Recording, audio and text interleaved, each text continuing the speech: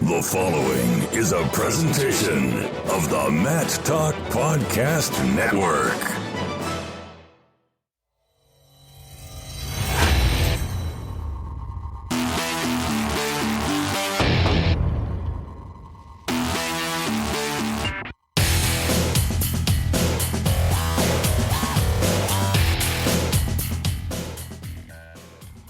And welcome back, everyone, to another episode of the Short Time Wrestling Podcast. My name is Jason Bryant. I believe the second longest continuous running podcast on the internet, behind my friends at Matt Slammers out in Western Iowa. They've been doing their high school wrestling show about Iowa since 2006. Short time here. Been around since 2013. I'd like to thank you for spending your time with me because, as always, you know you've always got time for a short time. Today, David Ridpath is on the show. He is a professor at Ohio University and a former college administrator, a former college wrestling coach, a former college referee. Actually didn't even know much about his wrestling background until I asked him to be on the show. He's got a couple positions, and he's in sports management and teaches in that type of thing. And he's going to talk about, or we're actually rather going to have a conversation about the current state of college athletics. We'll touch on some things like what went on at Eastern Michigan and at Old Dominion, even though the idea behind this show was not to talk about Old Dominion. He is somebody who did look into the situation at ODU when they dropped wrestling on April 2nd, of course, that being my alma mater. And just to give you an update, yes, I mentioned this in the show, but ODU, in the middle of my FOIA request, the Freedom of Information Act, which is a legal thing that media and Virginia taxpayers can do in Virginia. You're supposed to be able to do it everywhere, but Old Dominion University, my alma mater, the school that I was waving the flag for since the 1990s, has blocked my incoming emails. Thus, every question I have about my FOIA is not getting to University Counsel. It's not getting to those who are actually working in that type of thing. They are not getting to the university president. They are not getting to anybody. I'm doing a survey for the Wrestling Media Association. I can't get to the SID. They've blocked me from actually doing my job, and they've blocked me from legally getting information that I've requested. Now, they did, I used another email address, give me a couple more of those attachments that I requested, but my two FOIA requests have still not been completed, or basically I've been getting the runaround, and of course, President Broderick in his office reneging on the opportunity that I requested to answer questions about how they treated the students through all this. So Old Dominion University is blue and silver, but right now their true colors of their leadership is nothing but yellow. As a journalist, it's one thing. I am completely biased in this regard. I do not hide it because I came from that school. I came from that program. The only thing in my office that says Old Dominion on it right now is the freaking doormat. And that is not hyperbole. That is the only thing that is deserving to have those colors in my office right now. I mean, they turned their back on us. They've turned their back on the alumni, and they're hiding from the media. So that being said, moving forward, I want to thank Greer Ryko. He is the latest team member here on the Matt Talk Podcast Network. He went to matttalkonline.com/contribute, or he went to patreon.com/matttalkonline. He's going to get some cool gear and stuff. Thank you, Greer. You've been following the shows and following the network for a while. I appreciate your patronage. And if you want to be cool like Greer and get some cool stuff, matttalkonline.com/contribute. There's a couple ways you can do that. I recommend Patreon, going to Patreon, clicking the Patreon link, and you can sign up for a monthly contribution. Right now, that's what I've got because there's no wrestling events. There's nothing for me to do in terms of, the company that I run. ODU Cutting Wrestling, lost me a client. But a couple things that are going on that I am still actively doing. The daily wrestling newsletter at matttalkonline.com/news. You get the updates of the world of wrestling, and I'm actually doing a lot of stuff that's not wrestling related right now because I'm one of the few people in the country that are actually tracking all these drops and suspensions and sports cancellations. So if you go to matttalkonline.com/COVID sports, you're going to see the dropped programs. since March 11th. I'm using that because Taylor University, while they claimed it wasn't COVID related, that was the first drop. It's the first drop after we canceled sports at the NCAA level that I'm starting from. So anything that happened before the cancellation of sports was already announced. I'm not tracking on that page. Now, some of these teams like Providence, which is in Montana, not the one in Rhode Island, they cut women's ice hockey because of lack of numbers, not COVID related, but it's a COVID era drop. So it's up to the schools, or it's up to basically the media that's looking at this to understand how they want to look at that. So 2 pages now. I've got the fall sports cancellations. That is now to the point where it's over 300. That's its own page. That page got so long, I had to break that out. It has been referenced by Sportico. It's been referenced by Sports Illustrated. That's something I'm doing on my own. Nobody's paying me to do that. So if you're looking at the Patreon situation and wondering what I'm doing with my time, I'm digging this stuff up because it's hundreds and hundreds and hundreds. I mean, we're over 500 teams that are impacted by either been dropped or been canceled. There's more coming. As I record this on Friday, July 3rd, happy Independence Day, everybody. And those of you that are fans of Will Smith in the movies from I think it was 94 with that Independence Day. But July 4th, let's wave the flag. Let's be safe. Let's socially distance with fireworks. You probably should be distancing yourself from fireworks to begin with. But, do what you may. I'm going to go hit to the neighbor's pool. They've been socially distancing, and none of us have gone anywhere for a while. I think the last trip I made, I did catch that nice smallmouth bass up at Lake Mille Lacs, but again, it's been masks are on, and my daughter's medically complex, so I'm taking all the precautions we can if we do have to leave. But anyway, happy 4th to everyone. Hope you're being safe out there. Hopefully we can get back on the mats like we did at the Rumble at the Rooftop. Cool event. Shout out to Fight.tv and everybody at Beat the Street Chicago that put that thing on. That was fun to watch from my speakeasy. But again, everything I'm doing here is hopefully driven by you, the listener, value for value. If you think it's worth something, shoot me a line, shoot me a note, shoot me a tip jar, if you will, at matttalkonline.com/contribute. Sign up for the daily newsletter. That's free, matttalkonline.com/news. And again, check out the COVID dropped list and suspended list at almanac.matttalkonline.com. Now, enough calls to action, enough shout-outs. No, never enough shout-outs, but always the calls to action. Dr. David Ridpath now on Short Time. Strap in. This is a good one. Cue the swoosh. It's a Short Time Wrestling Podcast. Jason Bryant here today with a guy that's going to talk a little bit about the world of college sports, and not just the world of wrestling, but college sports in general, as we have had a number of college sports programs dropped, suspended, and put on the shelf for the fall, in some cases all year. We've got, I'm going to say doctor anyway, Dr. David Ridpath of the Drake Group on the program today, an associate professor of sports management at Ohio University and former wrestler. Welcome to the program, sir. Jason, thank you for having me on. It's a real pleasure to be here. Now, before we get into the details of what we are discussing today, which again is we've had a lot of programs dropped at this point. I think my count, I have 207 individual teams from 56 different schools have dropped or indefinitely suspended programs. We've got 7 teams from 4 schools that are suspended with a potential to come back or reevaluation. And then 49 schools, as Grinnell had today informed their student body that their fall sports are going to be on the shelf. So that's 49 schools and 238 and change sports that have been canceled. So that is our topic. But before that, we go into your wrestling career because you are a wrestler and from the great state of Colorado, where I spent some time and spent some time on the college coaching ranks as well. Yeah, my wrestling background is kind of interesting in that, I was an okay wrestler in high school. I'm from a town called Manitou Springs, right outside of Colorado Springs. And what was really neat about that, to just as an aside, was, as you know, Jason, growing up near the Olympic Training Center, and it had actually just started when I was in junior high. It used to be an Air Force base and that whole story. But it was really neat that you could, on a weekend, go down to the Olympic Training Center and see Dan Gable, the Bannock brothers, Greg Gibson, Bobby Weaver, Gene Mills. It was just, so being able to have that connection and seeing big time wrestling, in your backyard was really, really exciting. And Colorado as a state was pretty decent. I wrestled Dwayne Goldman back in high school, the national champion from Iowa. I think Dwayne was actually 3 times second place, 1 time national champion. He later on went to coach at Indiana. And I never made the state tournament in Colorado. Still kind of sticks in my craw even 30, almost 40 years later. But I joined the Army right out of high school, literally a couple weeks after high school graduation, and was exposed after, a few months in the Army that, there was different options for you if you were a good enough athlete. And I would never call myself that, but I knew that there were options to wrestle.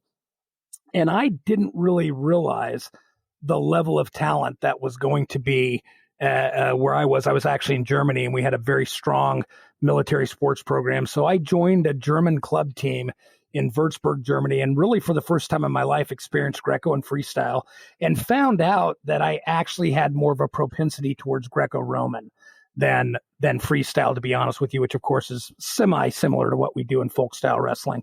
But I really enjoyed it. I hadn't really had that much experience in international wrestling, and started doing okay with it, wrestling, with some local German matches with some German club teams. And then within my Würzburg Army community, we had a team, and my coach was a former national champion from Western New England College. And then I started to see that actually the Army recruits people sometimes to be in their world-class athlete program, although they didn't call it that at the time. But there were numerous NCAA national champions, West Point wrestlers, junior college national champions like my coach. I mean, I could not believe the level. So I was going into that room and essentially getting thrown around left and right, but I got better and better, especially in Greco. And people always ask me, they said, well, who are some of the guys you wrestled? Because, a lot of great boxers, Olympic boxers came out of the military, Olympic track and field athletes. And you always see, military athletes on the Olympic team. And I had the misfortune, or I should say sometimes maybe the fortune, because it was a really interesting experience. But I was in the kids that were in my weight class, we were kids at the time, Randy Koecher, the Natural, the UFC legend, movie star, Randy Koecher was in my weight class, Derek Waldrop, and Mike Foy. So you're talking about three of the better Greco-Roman wrestlers that the United States has ever had. And Derek, of course, went on to become the All-Army coach, actually after I had left the Army and decided to not compete in wrestling anymore. But I became pretty good, but I was never good enough to beat them, Jason. And really, after I left the Army, the first time I went back to Colorado, went to Colorado State. They dropped their wrestling program literally as I just got there. And I thought that was more of a sign. So I decided to not compete anymore. And I actually started officiating and got my NCAA license and also my high school license. So I officiated all through college, and then went back in the Army as an officer, and really to about the same place I was before. I coached and officiated over there. And then when I got out of the Army, the All-Army coach at the time, Floyd Winter, who's just legendary in wrestling circles, he knew Harry Huska, who was the head coach at Ohio. They go way back. And I was looking to get into graduate school at Ohio University. I was looking for a graduate assistantship, and I was connected to Harry. And I walk in, talk to Harry, we hit it off. And he said, well, not only do I have a graduate assistantship, I actually have a full-time assistant coach job open. And he literally just gave it to me sight unseen. And ended up working under Harry for almost 2 years as an assistant coach at the NCAA level. And it was just fantastic then to get that experience. And Randy was coaching at Oregon State at the time. And, I ran into a lot of my old buddies, and it was just really a great experience to be involved in that. And I've, been officiating off and on since then. But wrestling has always been a big part of my life. I'm a big supporter of the Ohio University team here, and Coach Greenlee, the team, of course, that I used to be assistant coach of. And it's just a great sport. I wish I could say that I was as good as Randy Koecher, but I still have a sore shoulder because of him. And whenever he's on TV, my students get a big kick out of the fact that I can tell them I wrestled Randy. And you can even go on YouTube if you want, Jason. There's a couple matches of Randy and I wrestling back in the 80s. Back in Germany. I don't fare very well, but my kids love to see it. So I let it stay up there. You mentioned Coach Huska there, and over the years I've gotten to know Coach Greenlee, and he would, because I don't know Coach Huska, but I've just heard stories. Give me one or two good Harryisms, so to speak, in your time on the bench with him. Well, I would tell you it's almost legendary. You're talking about a person who was a national champion, as an undergrad, as a senior at Ohio University, and then stayed on to be the graduate assistant. Then right after that was hired as head coach in the, mid '60s, and stayed on as head coach, right up until, Harry was head coach until the late '90s. So approaching 40 years as head coach, and numerous MAC titles, national champions with Andy Daniels.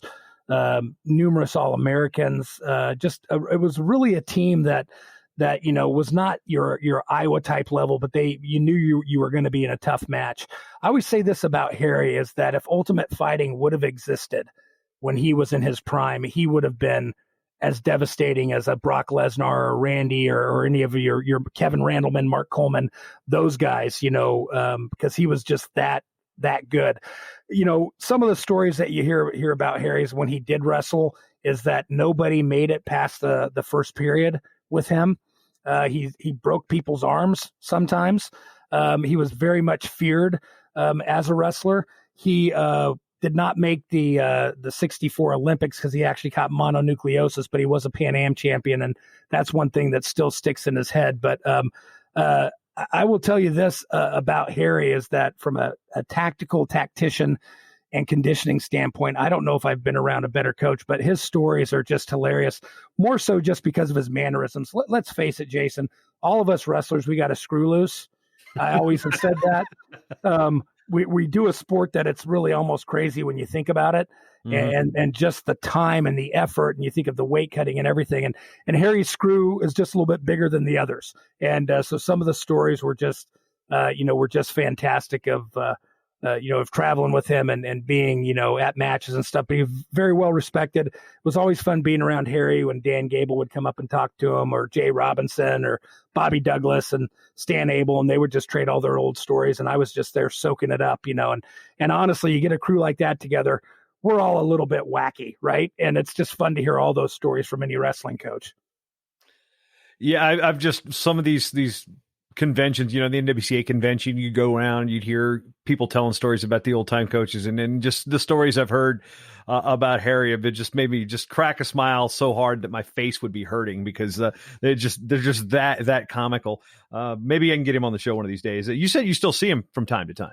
Yeah, Harry still lives here in Athens. He's a big hunter, outdoorsman.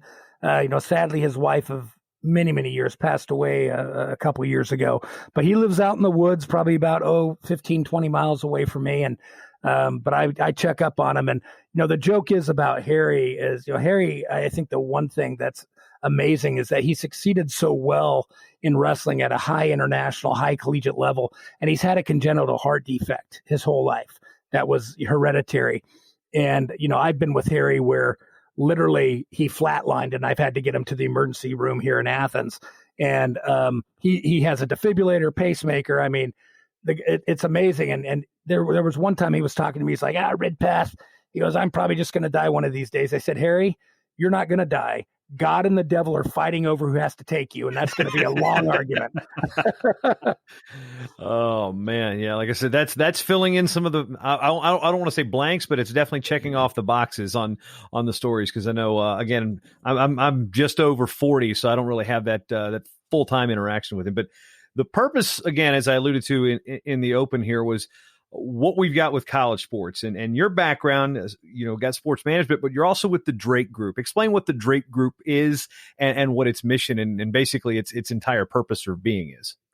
Well, really, the Drake Group started in 1999 as a group of faculty and others that had just finally gotten fed up with all the issues in intercollegiate athletics, but primarily the lack of academic integrity, which, was really systemic throughout certainly Division I, but even in the lower levels of where eligibility and winning and revenue generation, and it's more acute, in football and men's basketball, of course, but even into other sports, where it just became that we have to get a handle on the system, where it's going to somehow reach a tipping point, which I think we can say we have. We may be pandemic driven, obviously, but we've definitely reached a point now where, some serious decisions have to be made. But at the end of the day, college athletics are supposed to be about academics and furthering the next, 40 to 60 years of your life. If you can compete at a high level and those things, that's fantastic, but it shouldn't be, the end all be all, and when you're busy with your sport 40, 50 hours a week and the traveling and all the other things, and you have to ask yourself, what are we doing, and is there a better way? And I think that's why I gravitated to the Drake Group. When they first came out, I thought it was a crazy group and they didn't know what they were talking about. But I saw the inner workings of college athletics, more so from my time as an administrator. I think as a wrestling coach, I was fairly shielded from what was going on day to day. But when I went to Marshall University as an administrator, after Ohio, I left and I went out to Utah to Weber State University, and then went to Marshall and just really saw, and this is not exclusive to Marshall, but I was there at a time where, Randy Moss was there and a lot of other things, where I saw essentially the ugly underbelly of college athletics. And I saw that was going on at a lot of places, and that many of these kids were not there to get an education. They were being exploited so others could get rich. And it really left a real sad taste in my mouth. And then I actually was blamed for NCAA violations at Marshall that I had nothing to do with, that essentially ended my career. So my view of college athletics changed in about 2002, if you will. And I went to the Drake Group kind of hat in hand, so to speak, of saying, you know what, I think you guys are right, and I was wrong to doubt you. The way I put it, Jason, when I talk about just college athletics overall, is if you have a favorite restaurant, don't go in the kitchen, and because you might see something you don't like. And that's essentially what happened to me. You wouldn't have had you couldn't find a bigger supporter of college athletics than me until I really started to see what it was about, and that it wasn't about the education, the development of the person and the next 50, 60 years of their life. It became totally focused on winning and revenue generation. And that doesn't mean it wasn't every sport. Maybe not even at every institution, but the stakes have gotten so high that it's pretty systemic throughout the whole industry. So where do you figure your level of expertise is when it comes to analyzing college sports? As far as me? Yes. Well, I think, there's only a few of us out there that have actually been coaches, administrators, faculty, and also university administrators, because I worked in student affairs for a while. So I have a real good grasp of how the university works. And a lot of people in college athletics don't have that, and really where athletics should fit in the spectrum of things. Jason, we're the only country in the world that has a primary source of our elite sports development grounded in the education system. And sometimes having that is not being the only country in the world that does something maybe isn't the right way to go. But, I think my level of expertise as far as being in the business, understanding the inner workings, and now for many years, researching college athletics and working with, staffers and congressmen and congresswomen and senators and testifying in front of Congress. I have a pretty good knowledge of intercollegiate athletics at all levels, to the point where I tell people I do know how the sausage is made. Mm-hmm. So what's interesting is we look at some of the names that have been working together in various situations. I was joking with some people today that they go back to the late 90s, in the early 2000s, when the fight over Title IX and looking for reform with we had the Commission on Athletics, of course, Tilting the Playing Fields, the book that Jessica Gavora wrote. And, Nancy Hogshead Makar was front and center with that. She's working with Wrestle Like a Girl and has worked with the wrestling people on working on emerging sports status. And as I went down and looked at the Drake Group, there's the name Donna Lopiano. And there's a name that many wrestling people just were like at odds with for years about the, basically proportionality. And now you've got everybody seemingly working together, looking and going, wait a minute, this whole model is broken. We've been infighting with each other for so long while everything just rolled out of control. So what's it like to kind of see people come together with a common ground that didn't always have a common ground? Well, I think you bring up a really great point. And, and I will tell you that Mike Moyer, who's, as you know, the director of the National Wrestling Coaches Association, he and I have had probably a love-hate relationship over the years. And going back to the 35th anniversary of Title IX, I think they just celebrated the 48th. So this goes back quite a bit. So they had a major celebration in Cleveland. And I did a presentation at that conference that was called Why the Wrestling Coaches Are Wrong. And why we can't, essentially, I can't remember the exact title, but basically why we can't blame Title IX anymore. Because I did some research and I found out, and this was the first time I met Donna Lopiano and, Judy Sweet and a lot. I mean, it was like, the women who, Nancy and others who have really led the charge on Title IX, watched my presentation, and still am a member of the NWCA. And Mike had called me before, was literally asking me not to do the presentation. And I said, Mike, you have to understand, it's not Title IX. Here's the thing that a lot of people don't realize. Spending on male sports since Title IX enforcement, remember, Title IX goes back to the 70s. We didn't really start enforcing it till the late 80s, or at least, people started to say, hey, something's got to happen. Spending on football, men's basketball, and even male sports overall, but specifically football, men's basketball, has increased almost 500%. It's not. Dropping sports is a choice. It is not a mandate. Right. No wrestling team has ever had to be dropped. It is a convenient excuse so we can go ahead and add on a director of high school relations to a football program, or hire a 10th football coach, or have our football team stay in a hotel the night of a home game. I mean, a ridiculous excess like that. And I think Mike and others understand that. And Donna is not anti-wrestling. I can tell you that, far from it.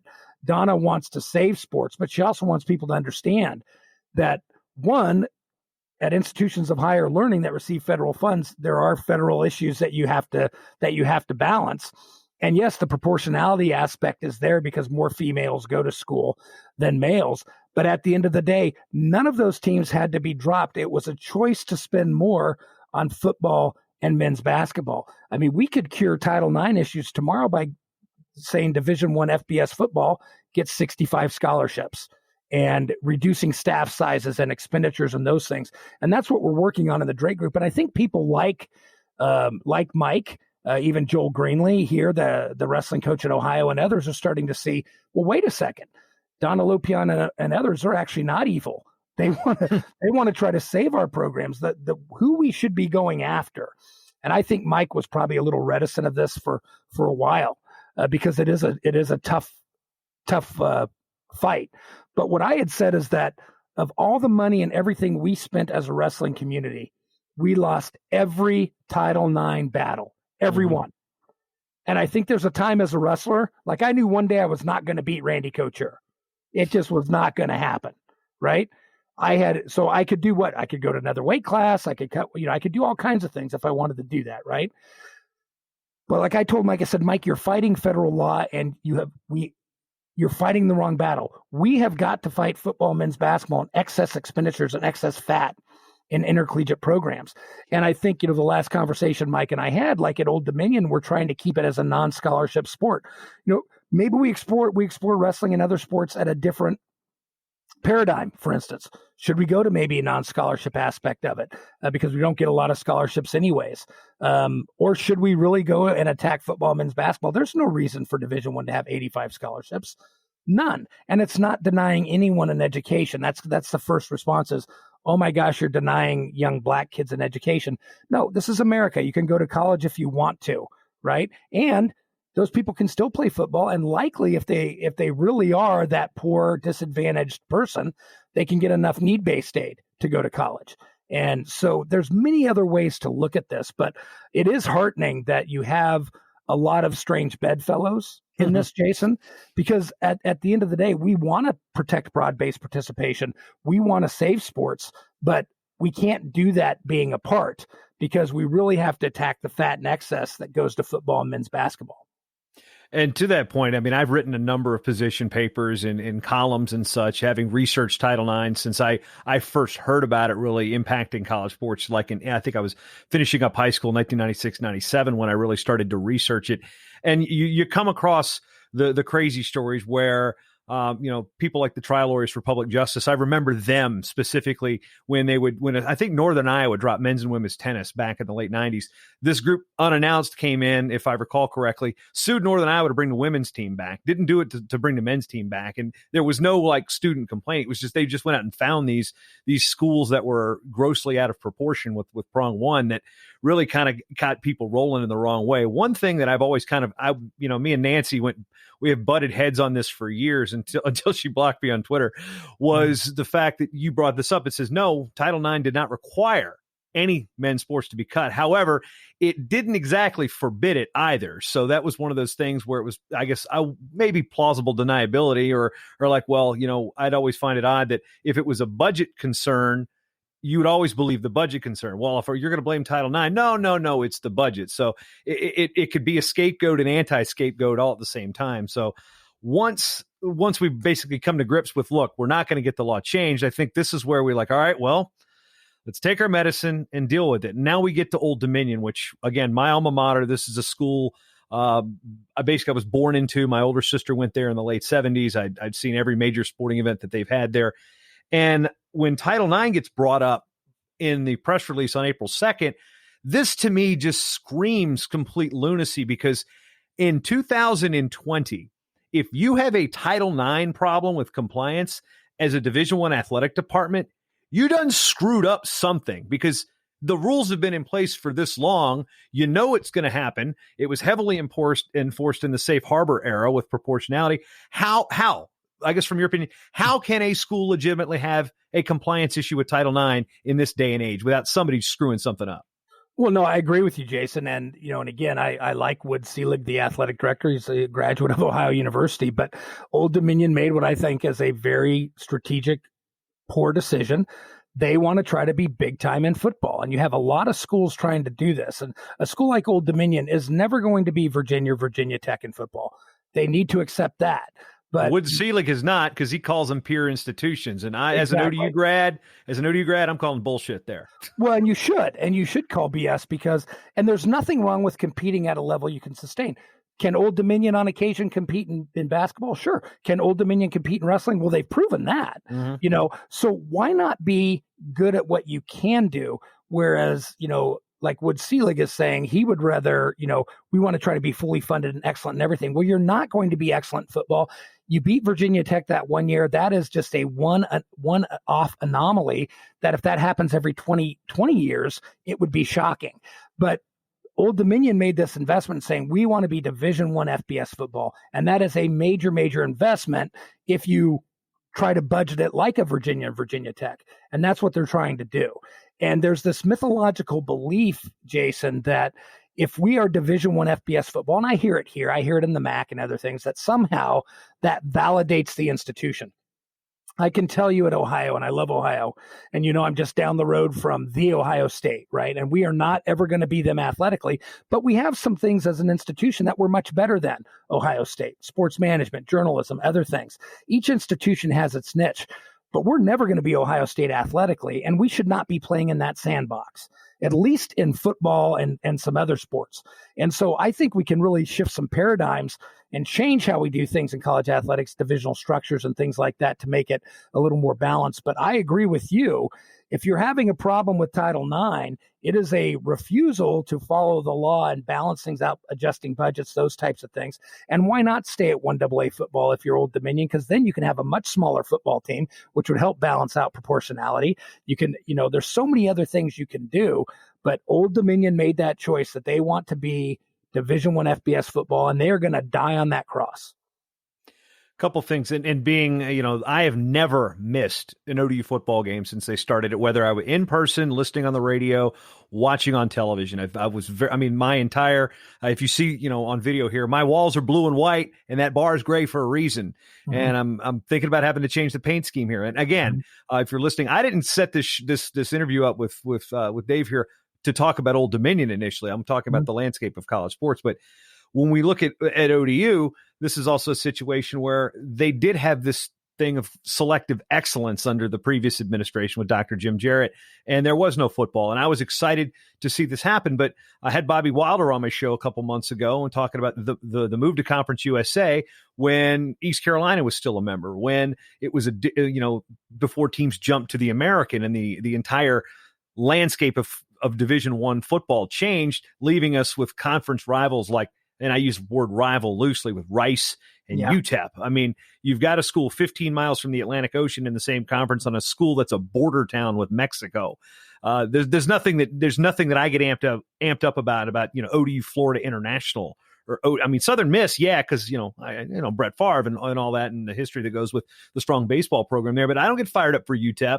I don't get fired up for UTSA. And granted, they may not be putting in a lot of money in terms of TV revenue, but I grew up 25 minutes from William and Mary. That school in Harrisonburg is not exactly my favorite, but guess what? They were 1AA or FCS and still beat Virginia Tech too. So the one thing, again, I still think that wrestling was cut at Old Dominion because the announcements were made when they brought in football that rowing, volleyball, and softball was going to add. Well, volleyball was coming. We knew that. I think they cut wrestling because they didn't want to have to be forced to add softball because they had to add another women's sport to keep up with prong two. Yeah, or they could have downgraded football, which would have been, I think, the better move, because I agree with you. The whole landscape of Division I athletics, and I bring up my experience with Marshall, Jason. I was adamant that Marshall not go to Conference USA, and this was when Memphis, Louisville, and Cincinnati were still part of it. So and that's geographically relevant too. Yeah. Those schools are within a proximity. You can talk trash to a Memphis guy or a Cincinnati guy if you went to Marshall. But it was very clear, anyone who was watching the tea leaves, that it was never going to stay that way. That certainly Cincinnati and Louisville were definitely going to be gone within a year, and they were even before Marshall officially got in the conference. And Marshall, they were a great fit in the MAC. They're 80 miles away from Ohio University, and right now they're, at the time, East Carolina was their closest rival. Now it might be Old Dominion. That's as close as their furthest rival would be in the MAC. And there were some great, the Marshall-Ohio rivalry, Marshall-Miami. It was a really, really good fit. But yet people at Marshall had these visions that it was going to be great. So now Marshall, they don't get who gets excited over playing Rice and UTEP? And honestly, they don't have any history with Old Dominion. UAB, whoop-de-doo. Marshall had a history with the MAC. So, just the way that the conferences and everything have gone have really put these institutions in a really bad light, but yet they're doubling down on Division I football. I think if Old Dominion made the choice of saying, hey, let's downgrade, and they could play schools like William and Mary and Furman and others, and I think that'd be really exciting. And then you have a chance to win a championship. James Madison football, that would be the worst mistake, is if they went Division I. I know you don't like them, Jason, but they are. I respect the journalism and communications program there. It was one of my top 5. So I've always had a good time in Harrisonburg. Now, of course, that was in my teens and early 20s, so we can just kind of leave that one alone. But yeah. Well, they're a big fish in a small pond. And I look at, Appy State made the jump.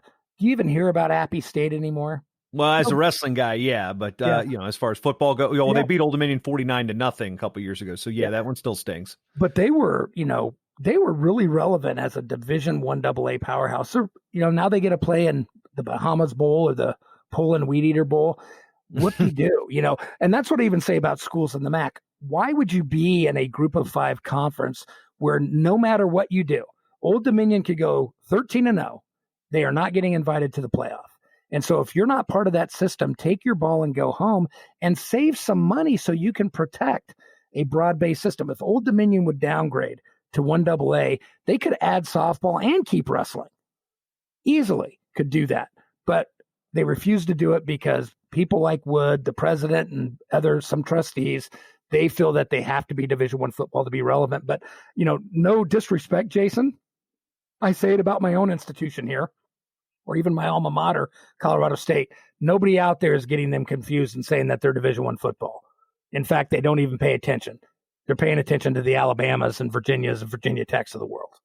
Yeah, I grew up with no ODU football. I grew up a Virginia Tech football fan just because I felt like I kind of related more with the people in Blacksburg than I did in Charlottesville in terms of just personality. But now Look, and looking at ODU, of course, one of the quips that you get from the fan base, and I've been fighting my own fan base here as one of the most outspoken.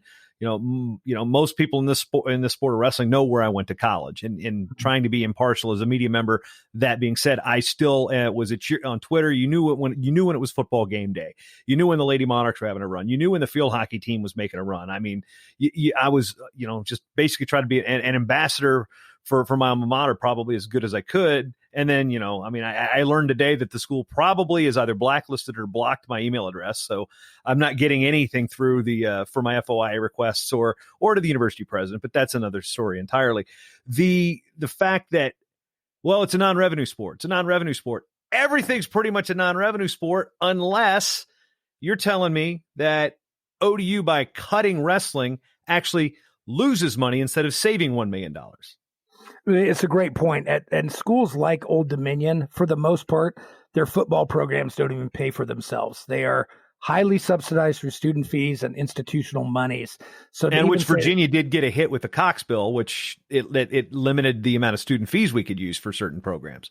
Right. And I remember seeing Wood Seelig, he did a presentation in Ohio, talked about, hey, student fees is the lifeblood of our program and all these other things. So, how much money are you really going to save from wrestling? And then when you think about it, Mike Moyer and several alums have come back and said that they will fund ODU wrestling for the next 5 years, all operational costs. That's salaries, recruiting, travel, meals, all that.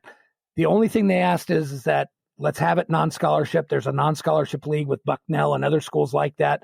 And Old Dominion has refused to do that because they want to be excellent in everything, so to speak. They sold the mats. They auctioned off the mats within a month. I mean, it's ridiculous.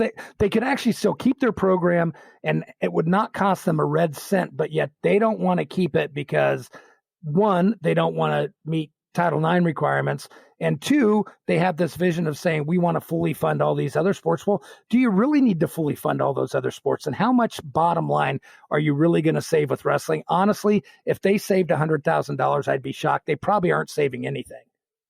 This leads into the next discussion because on April 2nd, they were the first shoe to drop in Division I. Cincinnati men's soccer then followed, and then now we've got quite a few teams. I have to break it up, but none of those drops are at the Power Five. The closest I guess you could get is the wannabe Power Five up in Storrs, Connecticut, which dropped 4 sports last week.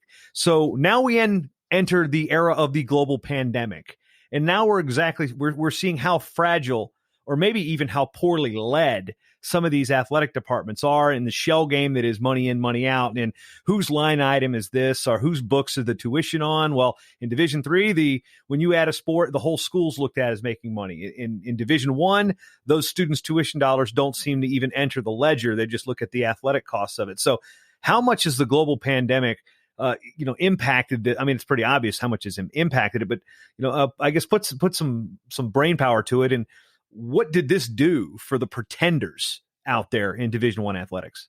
Well, I think 2 things. Like, one, as I mentioned before, I think that it's always been a house of cards because of things you've said, Jason. Poorly led, basically spending like they're in Congress, if you will, and not really managing. And even at the level of an Ohio and Old Dominion, being able to deficit spend and be protected by the institution because of that feeling that you have to have that Division I moniker to be a relevant institution. But, the pandemic comes, and so now we've reached the tipping point. And what I've told a lot of people, including Old Dominion and other schools, is you still don't have to drop sports. This is the perfect time to address excess and fat. And I do commend the Mid-American Conference, and I don't give them a lot of credit. I've butted heads with Commissioner John Steinbrecher many times, but the Mid-American Conference came out and said, MAC schools will no longer be permitted to do home hotel nights for football teams. And I want you to think about that, okay? Putting your football team in a hotel the night before a home game. I don't buy any of the rhetoric that, they're going to go out and party, they're going to go out and drink, blah, blah, blah. They're adults. They have to be held accountable. And by the way, if they go out on the town, it's going to be filmed anyways. And especially now, yeah. Yeah, and then you don't play them. I mean, but these are adults, right? Most schools are spending close to $100,000, if not more, just on that line item alone. Now, you know what? Ohio State may be able to afford that, and they make money to do that. But why would an Old Dominion and Ohio University do that? Well, it gives us a better chance to win. There's no proof of that. And again, it's excess and it's fat. So I'm not optimistic, Jason, but I'm hoping that through the pandemic that we'll look and say, you know what? We don't need to have a director of operations for football at the group of 5 level. We don't need to have, and I'm not calling for anybody's jobs, but look, what's the core issue you want to protect? You want to protect the athletes and their aid, and you want to protect the sports. Everything else to me is secondary. So it might be even, can we have fewer coaches per sport? Football does not need 10 coaches. You can do just fine with 7 or 8. So I think major decisions can be made. I like what some of the commissioners are even saying, Craig Thompson with the Mountain West saying, why can't a school decide per sport what division they want to be in? Why do you have to say to be Division 1, you've got to have all your sports be Division 1 and you can have 2 other sports be other divisions? You see this with, like Old Dominion did it for a while playing 1AA football. So why not, if you're saying, you know what, we want to be Division 3 and these 5 sports, but we're going to focus at Old Dominion on for Division 1 and fully fund men's and women's basketball. Let's just say that, for example, why not? I think that there's so many things that this pandemic has shown that we can do, but we really got to think outside the box. But of course, my fear is, well, that's kind of rolling back the Dayton rule, right? Because we had back in the day when, D1 schools with non-scholarship football like Dayton and Wagner were meeting in the Division 3 national championship game. Right. And I think, but I think let's think outside the box and instead of doing the knee-jerk reaction of dropping sports, say, how else can we do this? And I think Mike Moyer had a great proposal for Old Dominion. We have money to pay for the sport, to support everything that we need to support except scholarships. Let's have it as a non-scholarship sport. Now, that doesn't mean that maybe down the road, Jason, it couldn't be a scholarship sport again, but it would at least save the sport, right? Would at least give the opportunity. And lots of these kids, lots of wrestlers, even some very good wrestlers come in on very little or no aid, even to this point, because wrestling still only gets 9.9 scholarships. So I think it would give us a chance to reset and I think cut the excess that we don't need. Things like home hotel nights, things like this extra staff, the debt service on unneeded facilities, those types of things that maybe it's like, you know what, we don't need to build this. Because if we continue the same way, the costs of being Division I in football and men's basketball, those costs are not going to go down because once one team hires a director of basketball operations, which of course everybody has now, including in Old Dominion, then everybody else feels they have to do it. Why can't we take this opportunity to reset and say, what's important here? Is it broad-based participation and access to many sports? Or is it just supporting 2 sports? And we've got to come to that decision. And honestly, I think whichever way we go, other systems need to manifest themselves outside the educational space. And that's something as a nation we need to address because having the bulk of your elite sport development grounded in education has been a house of cards. So this is going to affect our national and international competitiveness in the future because primarily this is where 70% of our athletes come from. It's not ice skating and bobsled and things like that. But most of the sports that you see out there, they're coming through college. Oh, and by the way, Jason, we are training international athletes in our primary sport development system to kick our butt in international competition. And I don't want to sound like the president here, and I'm not, but we shouldn't be doing that because other countries, and I spend a lot of time in Europe, they are not training our athletes in their primary sport development system. Now, again, there's professional academies and stuff for professional soccer clubs and stuff, but elite wrestlers in America are not going to Germany to train in their system. They're only training German wrestlers. Why are we training wrestlers here at Iowa or other places, international wrestlers, when that should be for Americans? I don't want to sound jingoistic, but no other country's doing that. And then we're eliminating opportunities for American athletes. And so that's another thing we need to look at. I wrote a book about all this. It's called Alternative Models of Sports Development in America. And I think we really need to look at where we go in the future with how we do sports from the youth, the educational, to higher education, even into professional sports. Because the whole way we do sports in America is kind of backwards when you think about it. And so I would love to think that we could do a complete reset and use this pandemic as the catalyst.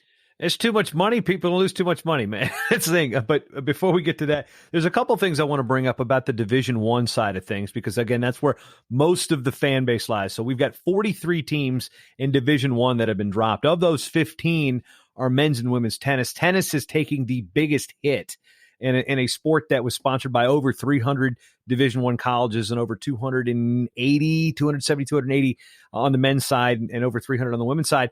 You're just seeing tennis programs just dropping like flies. It's just, it's amazing that a sport with such a small roster, which helps teams get that, okay, we need the 6 on the men, we need the 10 on the women, the 6 and 10 and the 8 and 8. They're getting rid of the small roster sports, golf, tennis. I mean, some Olympic sports. Brown, while it wasn't COVID related, called it the whatever, something to excellence, of getting rid of Olympic sports like fencing and small roster sports like skiing. So why do you think sports like tennis are getting the boot? Because, I mean, it's not like those, you could just bulldoze the tennis courts and say, all right, well, we're saving money there. Those tennis courts are going to get used regardless. So I'm still wondering, the whole tennis thing really kind of baffles me. No, absolutely. And I think you bring up an interesting point. There's still, the schools are still taking the approach of cutting from the bottom than the top. They're not going after the excess that they should be going after. But with regards to tennis, what's interesting about that as a sport in college, and I'm not calling for tennis programs to be dropped, but women's tennis is a head count sport. So everybody on women's tennis gets a full scholarship. Mm-hmm. Men's tennis, they do not. But I'm only going to venture a guess, but I'm going to say an upwards of 80% of Division I tennis players are international students. So there's a huge cost there with recruiting. Obviously, it's all out-of-state tuition when they come here. So you're spending a lot of money, maybe more so than you would think, on a women's tennis program. So then my response to that is you can keep women's tennis, but don't have it be at the intercollegiate level that we have to go to Sochi, Russia to find the best, women's tennis player available so we can have a powerful tennis program. But yet you're not giving any American students the chance to participate in that program. And maybe you could have women's tennis as a partial scholarship sport. The other thing with tennis and some of these other sports, I think we have to be also realistic. Most of the people that play those sports, including international students, can afford to go to college on their own. I mean, let's be honest.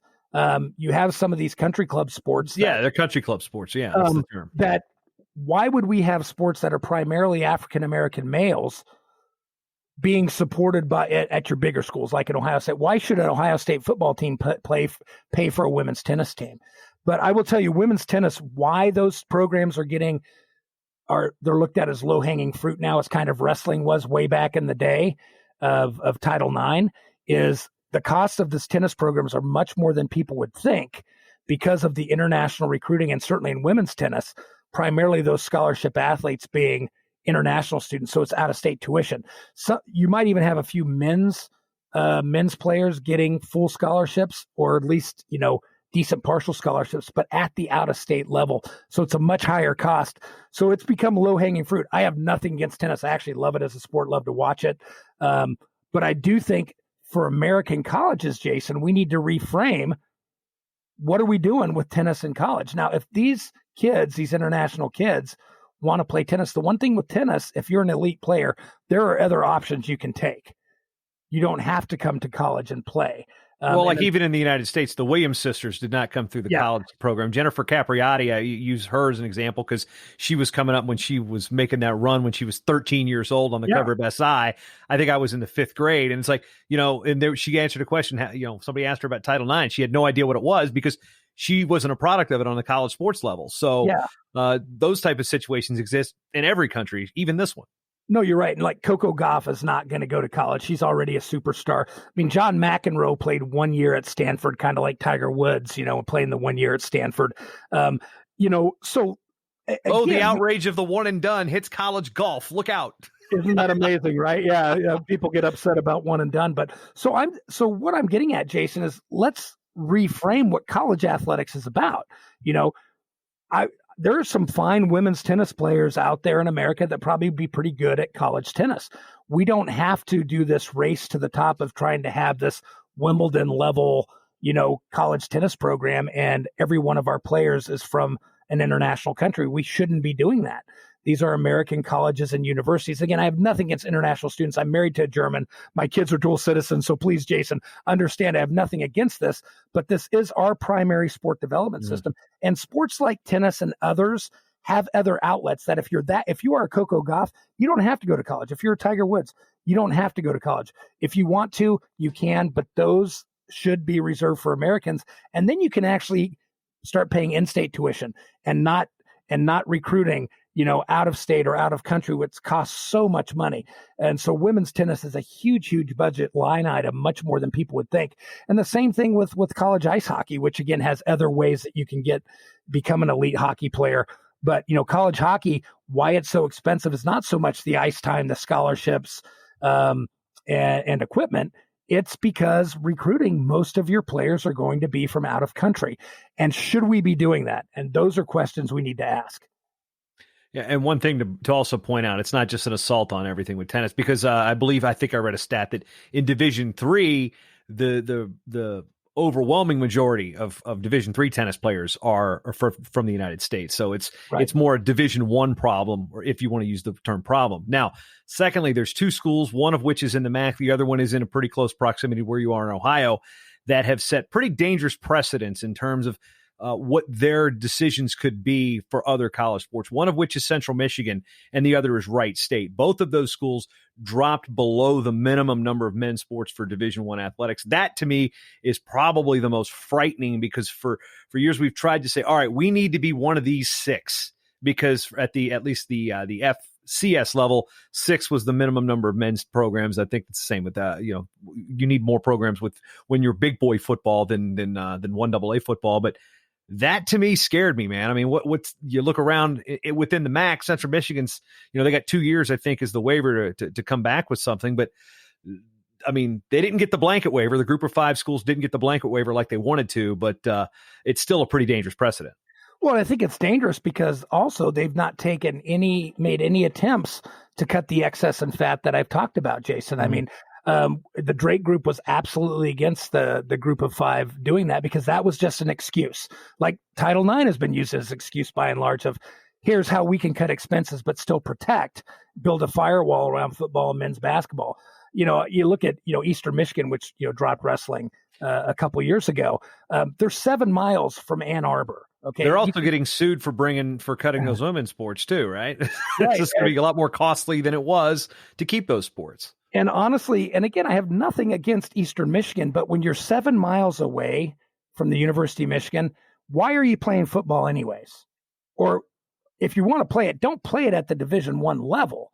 Play it at another level. But they're trying to play at a Division I level. And I'm going to be honest, nobody cares about Eastern Michigan football. They care in an about ashtray, no less. Yeah, they care about Michigan football. And you're right, ashtray is a good description of where they play. But so those are the decisions that I think need to be made. But I've always thought that there was a danger of the NCAA as an organization allowing schools to go below sport minimums, and that's where I think you can counter that by saying, let schools choose by sport what division they want to be part of. That's one way. And the other thing too, Jason, is when you drop a sport, and this is one thing we told Old Dominion, and I should have brought this up earlier, but when you drop a sport, you have to look at it in a holistic way. So when you drop a sport like wrestling, or you drop a sport like track and field at Central Michigan, you are losing tuition-paying students because most of those students are not on scholarship. Some of them are receiving no athletic aid.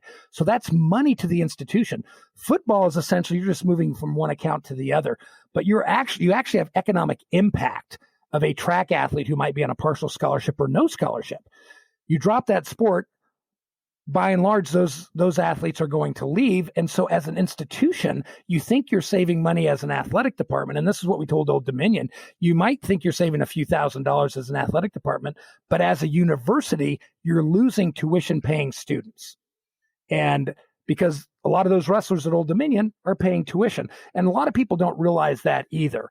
So that's another factor in this that I think gets lost. But my worry is, instead of cutting the excess and thinking outside the box for other solutions, that one day, and it may not be in a couple weeks, but over the next couple years, you might see the ability of Group of Five schools and other schools to go below that minimum, or that minimum even being changed. And then what happens? Because they're not going to drop football and apparently not going to cut the excess they need to cut.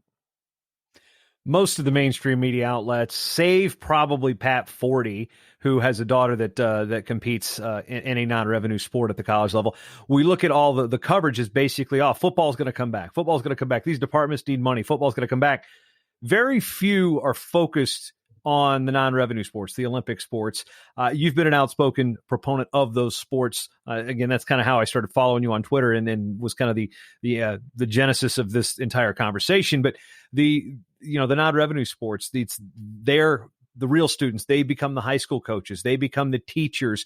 They're not going, the NCAA makes what's those commercials? There's 400, 500,000 athletes, and we're not, how many are going pro in whatever sports it is. I can't remember the exact promo. We know we've played it at the Division III championships and whatnot. But when we look at the focus now on football, it seems like, we got to get them back. If there's no football, what does this mean for all those fall, winter, and spring sports that they're friends and family sports, they're lifetime sports, they're not revenue sports, they're not ticket generation, they don't sell tickets, and they're now looked at, everything's going to be in the red because football isn't there, or the donations aren't there because not every football program is going to make enough to support the rest of the other programs. That's, of course, another falsehood that gets perpetuated outside of the Power Five. But what happens with no football to these programs? I think we're going to see more, but put a number to it if you can. Well, it's hard to say. I think, like Michigan came out and said that even if they play football, they're going to lose millions of dollars. I think your Power Five schools, Jason, to separate it, they would be able to survive a year without football. They can certainly borrow against their TV contracts, and those TV sponsors and everything are still going to be there because one day college football is going to come back. I think at the Group of Five level and below, and you mentioned, even some smaller schools, Grinnell and others, there has to be some decisions made. And I think, a school like an Old Dominion and an Ohio, that it would not be bad for them to look and say, should we be playing football? Or should we play non-scholarship football, or should we downgrade?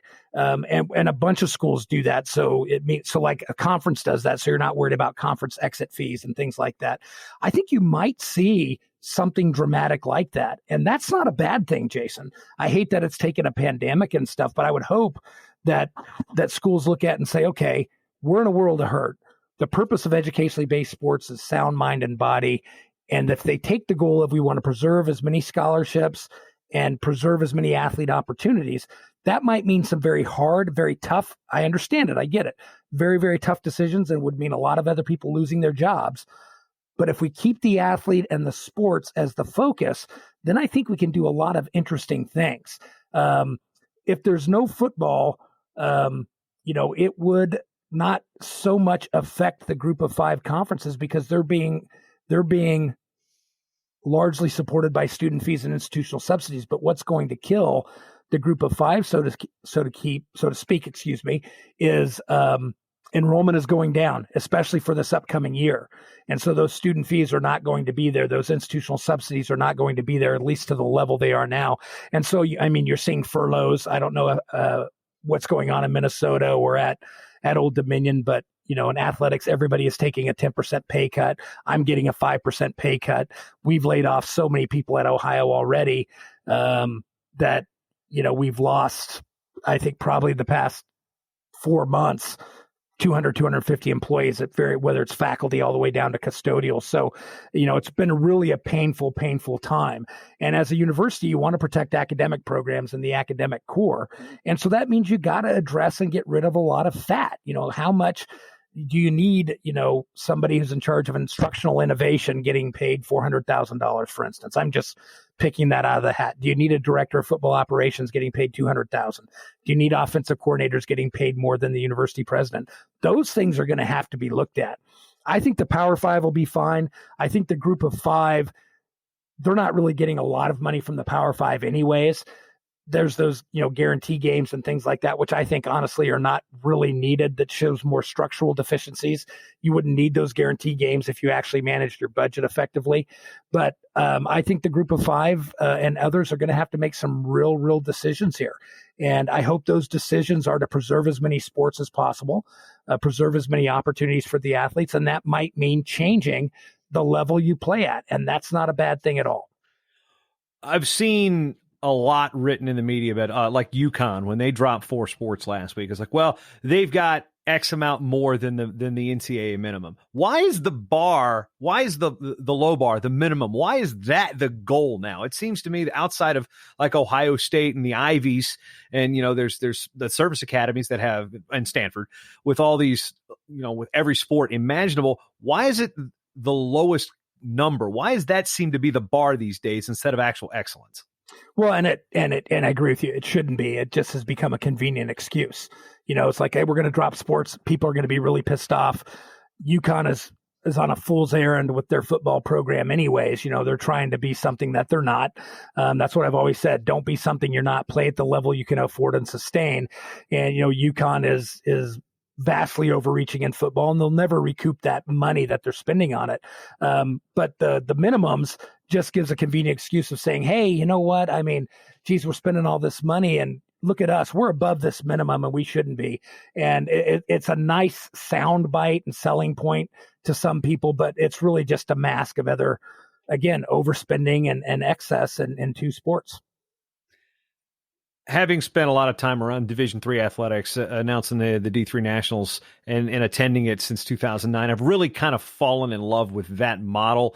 Maybe not, a model that University of Alabama is going to try to follow, but it seems like, during this pandemic, we've had a number of Division III schools add men's and women's wrestling. They're adding sports. It's not just all, a bloodletting of sports. I mean, we've seen a lot of D3 schools, especially we had Williams College earlier today announced that, their fall sports are going to take a break. Same with Grinnell. I know that TC&J is going to shut down fall sports, looking at a second semester, maybe with some of their winter crossover sports and the sports that cross over each season. But why is, we add sports in Division III to get students in the door. The large Power Fives that have no problem getting students in because everybody wants to go to Bama, everybody wants to go to the University of Georgia, everybody wants to, go to those particular places, go to the University of Texas. They don't have a problem attracting students, but why not a Division III type situation for, say, why does that not work? Why are Division I schools not willing to look at a more non-scholarship model? And then, like you said, you guys are looking to put, integrity with the athletics here with college sports. Why does a D3 model not fit for Division I teams? Well, I think it's something that, like I said, should be looked at, even to the point of where you should be able to pick and choose, by sport. So like if Old Dominion said, we want to be Division III in wrestling, that's okay if they wanted to do that. What it is this Division I moniker, as I've told you, so many trustees and presidents and ADs and coaches have overvalued it.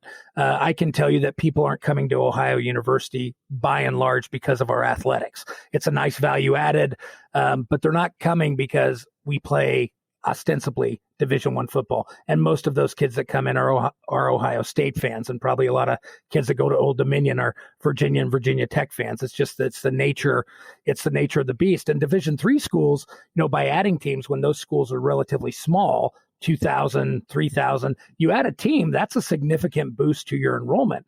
In Division I, we look at it as we want to try to be whatever that bar is, we want to try to be excellent. But Ohio University is never going to be Ohio State athletically, so I'm not quite sure why we do it.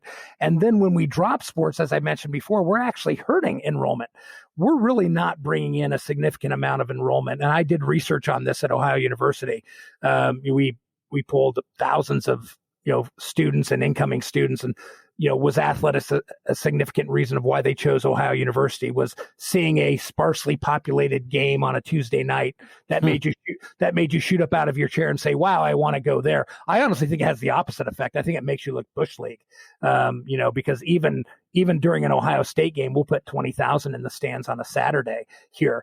But during the weekday, who's going to come at Tuesday night at 8:30? Not even our students are coming. So, but anyways, I think that it's just that that feeling that Division I somehow means excellence and it defines the institution, but that's not true. Ohio University would still be a very popular, robust institution if we played FCS football, Division III football, whatever it may be.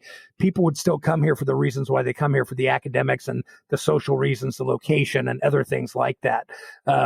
Like I said, maybe in Ohio State and Alabama is too far gone, but I do think that the Division III model is a much better model for some schools, or at the very least, let the school choose and say, you know what, we're going to have these 5 or 6 sports in Division III. Then you keep the enrollment at the school, right, which is important, which I've mentioned a couple times already. And then you could maybe focus on 4 or 5 sports and say, you know, we're going to try to be really, really good at this. You know, Old Dominion could be very, very good in wrestling if they decided to say, we're going to put our full force behind this. We're going to be, you know, Division I in wrestling, and and certainly basketball. They've proven that in men's and women's basketball, right? And then say, you know what, football, we're going to be, you know, Division III model or an FCS model. That's not going to change Old Dominion University. People aren't going to run out the door and say, I'm not going here anymore. People are going to people went to Old Dominion like you know, before football. Right. And they're going to come afterwards, probably to the same level. And I don't think getting a football team there has been such a massive boost to enrollment that it was claimed to be either. And especially not now. Right.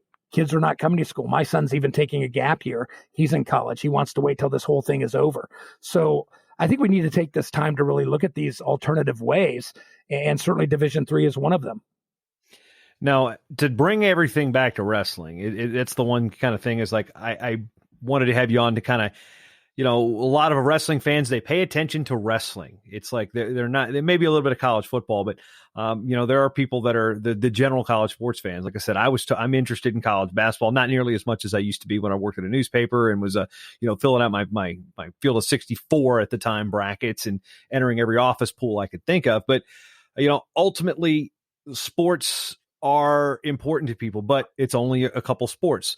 So from a wrestling perspective, where we are really kind of dialed in on either whether we're just college wrestling fans or we're just high school wrestling fans, what does wrestling need to do to kind of protect itself? We've been pretty fortunate so far, only losing 7 schools out of the, you know, 207 that have been cut.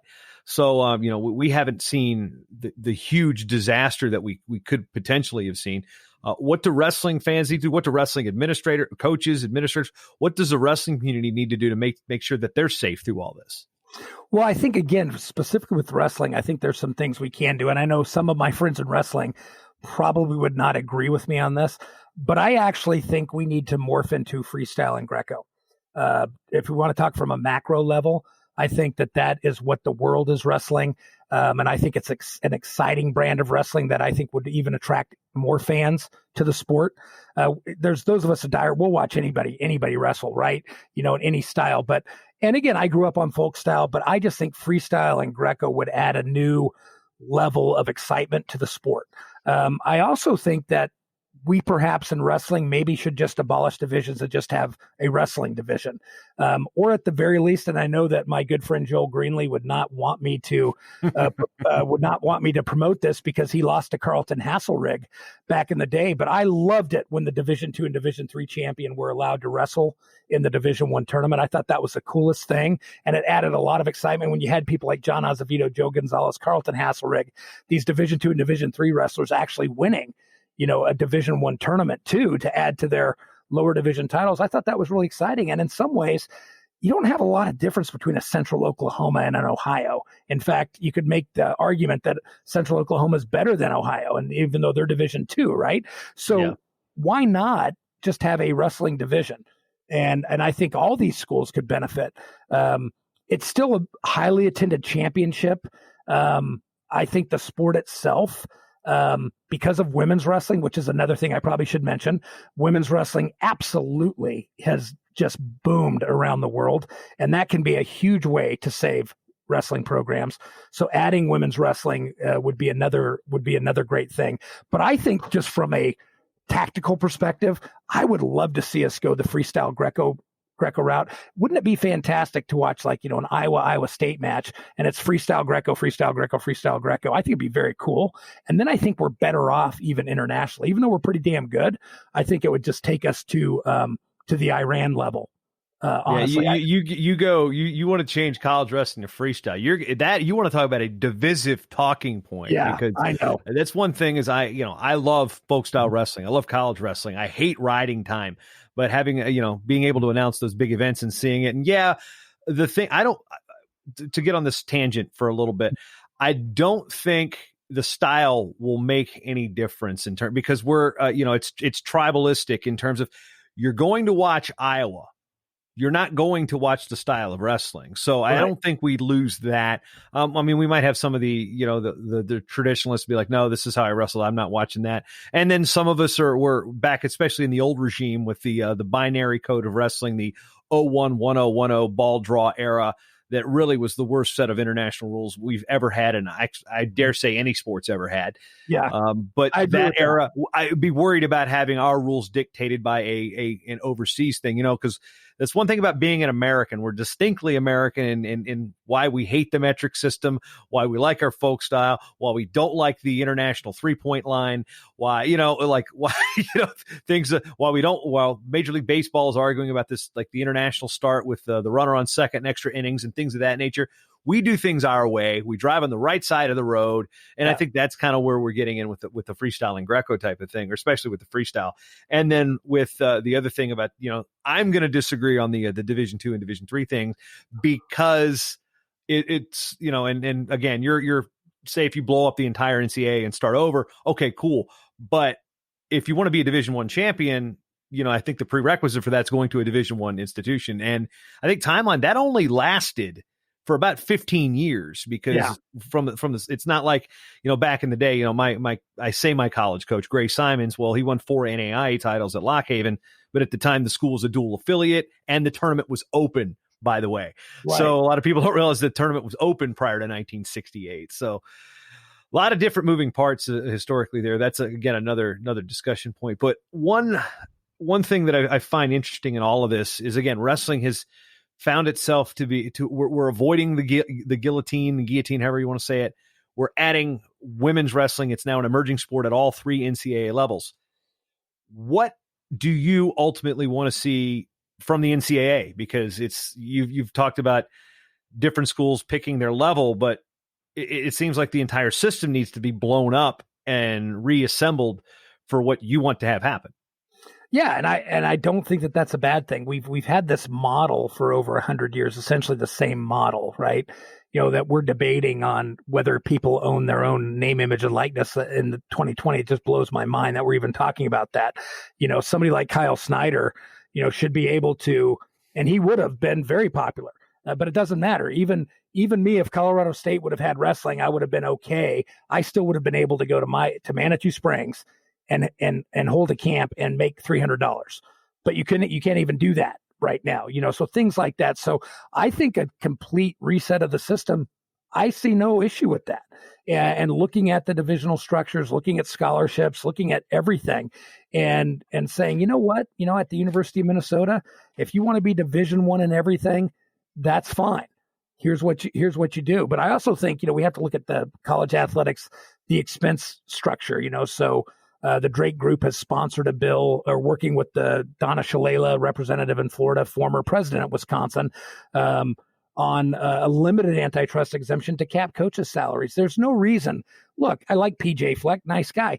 He's not worth what he's getting paid. I don't care what anybody says. Okay. He's not. And he's done a great job, but making that much money, more than the university president, more than professors there who are doing cutting edge research. No, you're not worth it. You're as good a coach PJ Fleck at $1 million because your president at Minnesota probably makes $1 million. I think that if with the limited antitrust exemption, you can have PJ Fleck making $1 less than the president and everything else still be the same. And look at all this money now you have access to, right? That you're not spending this excess. And then you can actually have broad-based athletic programs. I mean, Minnesota's kind of unfair because they have a pretty big athletic department, but why is it, that, and again, everybody loves PJ Fleck right now, and I think he's going to be successful, but in the Big Ten, he's not going to win it every year. I think Minnesota, he might be lucky if he wins the Big Ten 2 or 3 times. You do know Minnesota sports are cursed, right? Save the Twins. Yeah, I know, I understand. But I mean, and the Lynx too. I can't forget them. They're pretty good. Very good. But I think overall, we have to look at the whole system from top to bottom. And that's what when you look at HR 5528, the bill, Jason, is that bill is actually structured as the Presidential Commission review of the Amateur Sports Act in the 70s was. Mm-hmm. So this is actually calling for a presidential commission, blue ribbon commission, to look at these things that you and I have talked about and look at these solutions and say, you know what? I know that what you said, Jason, we do things the way we want to do in America, but you know what? We got to look at it and we got to really think outside the box. And it might be, guess what? If this is going to be our elite development system in college, we're not going to allow foreign athletes to play on these teams. They can go play on an IMG team or whatever they want to, right? Or maybe women's tennis, this is not going to be their elite development. It's going to be at IMG. So guess what? You can have international students if you want. That's fine. All kinds of other ways to look at it, but we need to look at the entire system. And I think a presidential commission to look at that, to limit the expenses and other things, then we can do some really exciting things. Regional conferences. There's no reason for Old Dominion to be playing UTEP, right? So never, ever a reason for that, unless it's the NCAA tournament. Nothing should be off the table if we want to preserve college athletics. And no matter what we do, Jason, I will bet any amount of money on this, no matter what we do, whether if athletes are paid, name, image, and likeness, if we say no scholarships, whatever it may be, people will still watch. That stadium 70 miles north of me will be filled with 110,000 people. They don't care. They just want to see the game. Been talking with Dr. B. David Ridpath of the Drake Group and Ohio University. You can find information on the Drake Group at thedrakegroup.org. Want to give him a shout on where to follow you on Twitter, sir? Yes, please. It's Dr. Ridpath, Dr. Ridpath, at Dr. Ridpath. Yeah, you've got some interest. It's always fun to watch you chime in because there's a couple guys like I think it's Andy Swartz, or I'm going to have him on the program at some point talking about the other side of things that was pretty interesting stuff that he's working on. I'll get to that when he's on the show. But it's weird to see the different sports groups align, the different academics talking about it. You've got all sorts of just like Twitter is the melting pot of ideas in terms of this. Of course, there's the wackadoodles, which we all know happens on social media. But I just find that I'm dealing with tennis coaches who are helping me track some tennis teams. I've got a basketball guy who's tracking stuff like I am. I mean, and we got wrestling people. I mean, making sure that, the AP and I've sent this stuff to Sports Illustrated in terms of what's tracking. So we're all paying attention to it now. And I got to say, I've been really enjoying your interjections and thoughts on Twitter. And I'm glad we've had the time to talk about this, and I probably could go for another hour or two talking about solutions, questions, and hypotheticals, but it's definitely been enjoyable. Well, Jason, thanks so much. And what I would tell your listeners is really my main premise is, and you mentioned Andy Schwartz and others, we probably all have about 85% of agreement. But I think the key issue is there's so many commonalities between all of us. We know there needs to be change, and probably nobody's going to get what they want exactly, but there is a very big theme that change needs to happen. And there's many things we can go. And I think we can all get to the premise of agreeing. The baseline is what we're doing now is not working. Get everybody to that point. And then where we go from there, and it might be different models, Jason. It may not be just a new model. It might be different models, different organizations. There's so many ways we can go. But I think we all agree we just can't continue doing what we're doing now. I think the pandemic and the lawsuits, O'Bannon, everything has shown that this system is fragile, it's brittle, it's breaking, and what do we want from educationally based sports in the future really needs to be the focus. So I would say we can do a lot of things, we just can't continue what we are doing. The Short Time Wrestling Podcast is proudly outfitted by Compound Sportswear. Shirts, singlets, custom gear orders, everything you need. Call up Cliff and the crew at cmpteamwear.com. Hey, you know what? Did you like the show? You want to hit that subscribe button? MatTalkOnline.com/listen. Various different ways to subscribe to this show on your favorite podcatcher of choice. And if you're already subscribed, you already listened, and you love the show, and you want to support this show and this network, MatTalkOnline.com/join the team. Become a team member today.